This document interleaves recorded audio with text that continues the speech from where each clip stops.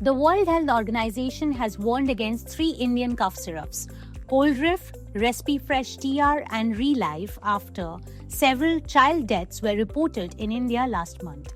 The syrups made by Srisan Pharmaceuticals, Rednex Pharmaceuticals and Shape Pharma were found to contain toxic levels of diethylene glycol. Indian authorities have halted production at the 3 firms, suspended their licenses and recalled contaminated products. At least 19 children in Madhya Pradesh died after consuming Coldriff syrup. Investigations found DEG levels higher than permissible limits. Police have arrested the owner of Srisan Pharmaceuticals.